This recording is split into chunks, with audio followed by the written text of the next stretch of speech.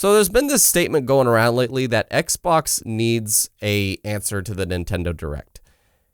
And honestly, I'm in agreement. A couple years ago, I would have questioned this. I honestly think no matter what, it could help. But in today's world, absolutely, Xbox needs an answer to the Nintendo Direct. Because not only would this be an answer to the Nintendo Direct, it would also be an answer to PlayStation's stuff, their state of plays. They have this as well, where they have, sometimes it just focuses on one game, but other times it is like a mini little showcase of itself. And then, of course, they have their bigger showcases that they label, a PlayStation showcase. Why doesn't Xbox do this? Because if you look at them today, it's not like Xbox doesn't showcase their games and market them through simple tweets and commercials and stuff, but they seem to, in today's world, just focus on the actual big events like E3. Their E3 show last year was phenomenal. It was essentially like an hour and a half direct with just trailer after trailer after trailer after trailer of a lot of things you could expect to see not only coming to Xbox, but coming to Game Pass. It was a phenomenal show. Probably the best show they have had in many, many years. And then they had a weird kind of like little Gamescom thing to kind of touch upon previously made announcements like those. And they'll show up at the Game Awards, maybe with a trailer or two. But you see what I mean? They're just showing up at these events. Whereas PlayStation and Nintendo, they know that they could just showcase elsewhere. It doesn't have to be an event. I personally love E3. I know there's folks that don't like it, but I still do. I love E3 being that time of year where we just get a pluffer of gaming shenanigans to kind of celebrate and get hyped about together. I don't want Xbox or Nintendo to leave that. But Nintendo still does. They have their June E3 Nintendo Direct. And that's how That's how Xbox could be with their, summer Xbox game showcase. That's what they already do, so why not? But instead, they also have other times of year, just like Nintendo Directs, where they have February, June, September. Just like how State of Plays every now and then will have something just sprinkled throughout the year and maybe one or two bigger showcases. Why not Xbox with now the owner of, before the Activision Blizzard stuff, after it goes through, endless opportunities for this. But even before it goes through, they are two publishers in one between Xbox and Bethesda.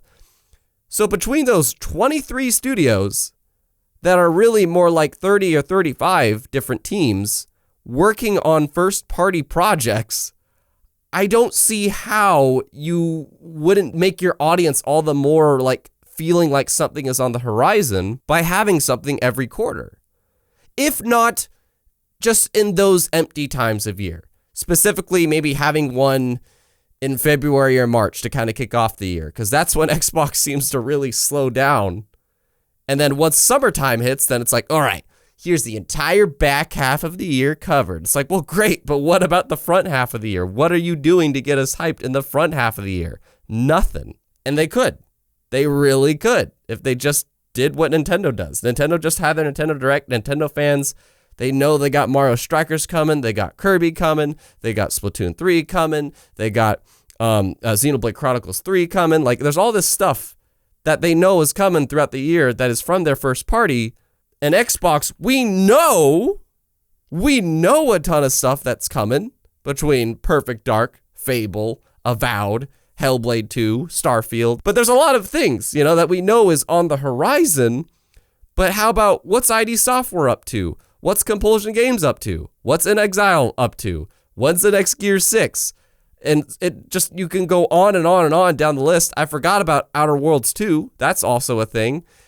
And I'm not saying we need periodic updates in each of these, but why not? Just have like a little quick vidoc on maybe a game that's far off, and then you have a bunch of trailers.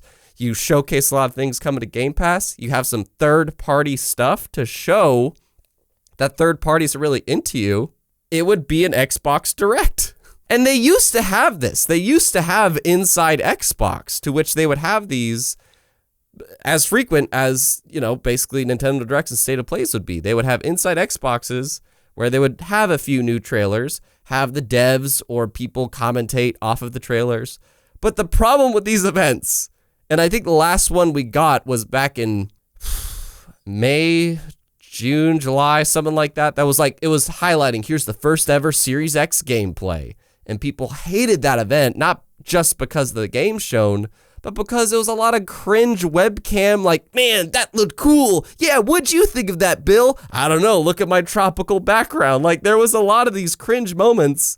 And then even in the past, before COVID happened, they would do the same thing where they're just hanging out and just be like, well, I got this G Fuel here. Yeah, well, what'd you think of that game? I don't know, let's talk to the devs. Hey, how's it going at the studio? Oh, well, the game's got, no, we want to know how it's going at the studio.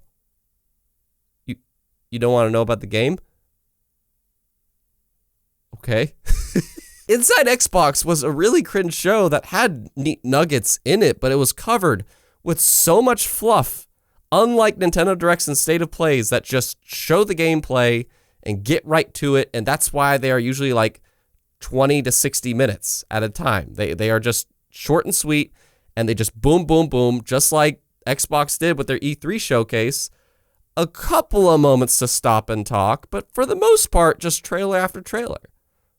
So why not just have something like that? It could be like 15, 20 minutes every quarter. With 23 different studios, 30 or so teams, and all these different IPs, your first party stuff alone should be enough to kind of give people a continuous feeling that something's on the horizon, and I don't see why they don't do that. There's a lot more probably behind the scenes that makes it harder. I don't know, with how much Microsoft is investing in Xbox, hell, they just handed them like $70 billion to acquire Acquisition and Blizzard. Why not? I'm curious. Why not? Would they just try to bring Inside Xbox back, but kind of obviously get rid of the fluff? Just get rid of the fluff. Just focus on the developers. If anybody talks, that is it. It is just the developers to give us insights on their games, maybe a little bit of commentary, and then you move on to the next thing. I think they could. They could bring back Inside Xbox. They could brand it around Game Pass. I don't know. I just want them to do it, especially with them now being kind of the biggest pluffer of IPs and studios out there. And they could also showcase their partners, their ID at Xbox, their ID at Xbox program where they could showcase indies in these events too. It could really be a time for Xbox fans to get together as a fan base, just like Nintendo fans do and just like PlayStation fans do, to get hyped about what's coming to Xbox, what's coming to their platform. And these would give us potential developer insights on how is Fable going? How is, oh God, that game that Rare is working on, I forgot about that. And how's Perfect Dark going? Like, it would give us opportunities to get insights on these games if they are far off. Their E3 show last year was epitome. Like, if they could just do that for 20, 30 minutes, that'd be dope. I talk about that show here. Honestly, it was a phenomenal show, so check out that. Don't forget to be Geek Proud Awesome and let me know what you think in the comments down below. You weren't even recording, you son of a bitch. Okay, sync. Now you sync. That's a sync. Okay.